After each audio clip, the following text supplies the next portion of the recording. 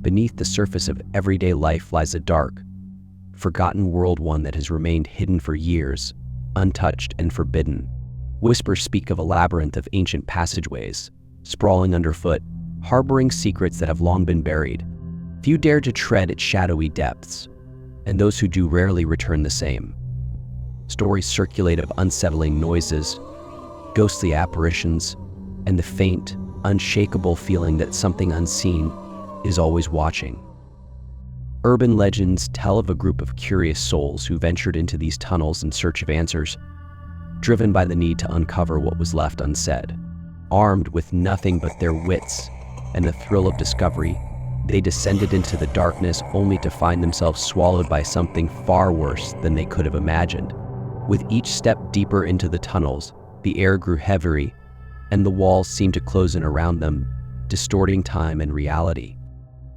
Strange symbols appeared, whispering voices echoed, and an eerie presence lingered, pulling them closer to an ancient truth that would change everything.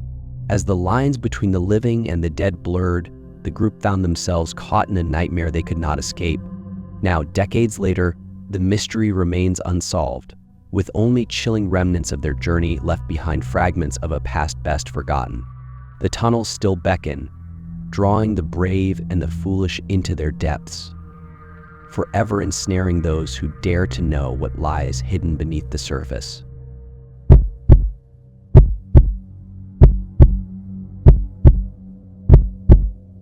Beneath the sunlit quads and historic facades of Stanford University lies a secret world, a labyrinth of tunnels, untouched by time and shrouded in mystery.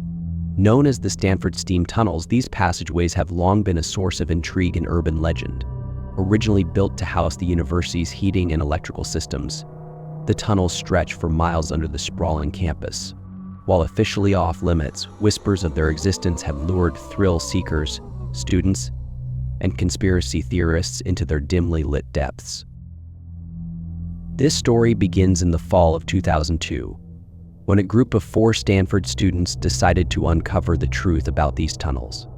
Melanie, a third-year anthropology major with a penchant for adventure, led the group. She had heard fragments of unsettling tales, janitors reporting strange noises, shadows moving where none should exist, and an old rumor about students who entered the tunnels and were never seen again. Joining her were Sam, a physics student, Ellie, an aspiring journalist, and Marcus, an engineering major whose technical skills made him the ideal companion for navigating potential hazards. It was a crisp October night when the group gathered near the entrance Melanie had discovered behind an abandoned maintenance shed. Armed with flashlights, cameras, and a vague map found online, they pried open the rusted grate that led into the tunnel system. A gust of cold, metallic air greeted them, carrying a faint hum of machinery. Once inside, the world above seemed to vanish, replaced by a claustrophobic expanse of concrete walls and low ceilings. The group pressed on, their footsteps echoing eerily. At first, the journey was uneventful. They marveled at the graffiti adorning the walls, decades of students leaving behind cryptic messages and crude drawings. Ellie, ever the journalist, snapped photos and took notes, commenting on how the air seemed to grow heavier with each step. Sam, who had initially dismissed the rumors as campus folklore, began to feel uneasy. The tunnels were darker and quieter than he had anticipated, save for the occasional drip of water from unseen pipes. About an hour into their exploration, the group reached a fork in the path. Marcus consulted the map, frowning. "This isn't on here," he muttered, shining his flashlight down each corridor. One path sloped gently downward while the other remained level. Melanie, eager to delve deeper, suggested they take the descending route. Reluctantly, the others agreed. As they ventured further, the atmosphere shifted. The air grew colder, and an inexplicable sense of dread settled over them. Their flashlights flickered, casting long, distorted shadows on the walls. Sam paused, his voice trembling. Did anyone else hear that? The group fell silent, straining to listen. Faintly, from somewhere ahead, came the sound of whispering. It was indistinct, like a dozen voices murmuring at once. Ellie tried to laugh it off, though her voice wavered. "Probably just echoes," she said, but no one was convinced. They pressed on, the whispers growing louder and more distinct. Words began to emerge, pleas and warnings in languages they couldn't understand. Melanie, undeterred, insisted they continue, though even she was starting to second-guess her resolve. Then they found a locked steel door at the end of the corridor, marked with a faded biohazard symbol. The whispers ceased as they approached, replaced by an oppressive silence. Marcus examined the door, noting the rust and dents, as if someone or something had tried to force it open from the inside. Against their better judgment, they decided to investigate further. Using a crowbar, Marcus pried the door open, revealing a room bathed in dim red light. The space was unlike anything they'd expected. Rows of filing cabinets lined the walls alongside old laboratory equipment covered in dust. In the center of the room stood a massive cylindrical tank, its glass cracked but intact. A thick, viscous liquid filled the tank, and within it floated a humanoid figure, skeletal and grotesque, with elongated limbs and empty eye sockets. Ellie gasped, instinctively stepping back. "What is this place?" she whispered. Before anyone could answer, the door slammed shut behind them. Panic set in as they tried to open it, but it wouldn't budge. The whispers returned, louder and more urgent, echoing around the room. The figure in the tank twitched, its head turning slowly toward them. Sam screamed as the lights flickered and went out completely, plunging the group into darkness. In the chaos, Melanie shouted for everyone to stay together, but the whispers grew deafening, drowning out her voice. The tank shattered, and the air filled with the stench of decay. Something brushed past Marcus, cold and wet, leaving him gasping for breath. When the lights returned, Melanie was alone. The room was empty, save for the shattered tank and a trail of black liquid leading out through another door that now stood ajar. Trembling, she called out for her friends, but only silence answered. Clutching her flashlight, she followed the trail, desperate to find them. The trail led her deeper into the tunnels, where the walls seemed to close in around her. The whispers now sounded like mocking laughter, taunting her every step. She stumbled upon Sam's flashlight, its beam flickering weakly, but there was no sign of him. Panic gave way to despair, as she realized she might never escape. Eventually, Melanie emerged into a large chamber she hadn't seen on the map.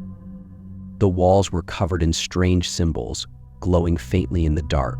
In the center of the room stood an altar, and on it lay a book bound in leather, its pages filled with incomprehensible text. As she approached, the whispers ceased once more, replaced by a low, guttural growl.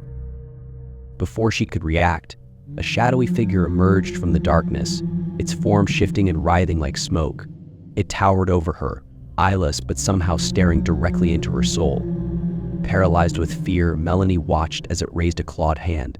She screamed, and everything went black. Campus rumors exploded after Melanie's disappearance. Students whispered about the tunnels becoming unnervingly active at night. Maintenance workers reported heavy vibrations beneath certain buildings, coupled with faint screams that seemed to pulse through the ground. 1 month later, a janitor discovered another disturbing clue: Marcus's journal, tucked inside a forgotten air duct. His frenzied writing told of visions of entities trying to pull him through unseen vortexes in the walls. He detailed cries of children echoing through the tunnels and described figures darting at the edges of his vision. The final entry, written in a shaky hand, read, "We were wrong to enter. The tunnels are alive, and they want us." Further searches yielded no additional clues, but the strange phenomena continued. Lights on campus flickered unpredictably, and whispers could be heard emanating from ventilation shafts.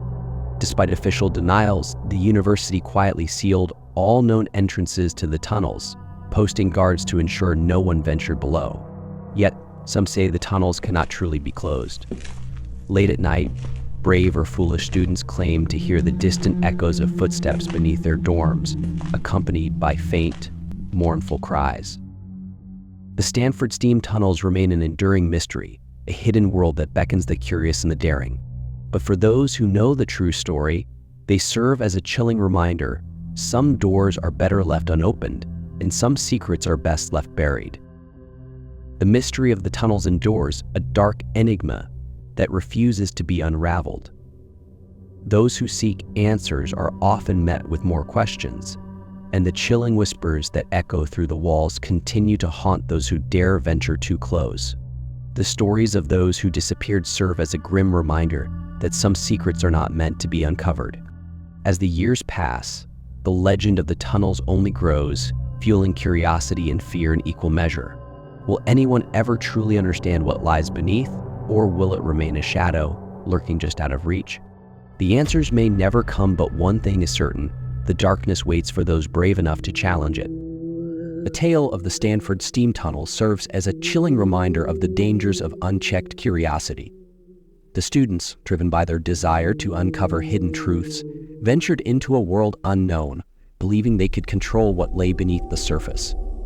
However, their fate reveals a deeper moral lesson. Not all mysteries are meant to be solved. Some truths are so dark, so dangerous, that seeking them can come with unimaginable consequences. The tunnels, alive with eerie whispers and a malevolent presence, represent the peril of disregarding boundaries that should never be crossed. In our own lives, we must recognize that curiosity can lead us into places where the cost of discovery outweighs the knowledge gained. The story of the tunnels serves as a warning that some forces are beyond our comprehension, and once certain doors are opened, they cannot be closed. Sometimes the greatest wisdom comes not from uncovering secrets, but from knowing when to leave them undisturbed. If you found this story intriguing, don't forget to like, subscribe, and hit the notification bell for more spine-chilling tales. Stay tuned, and remember, some mysteries are better left unsolved.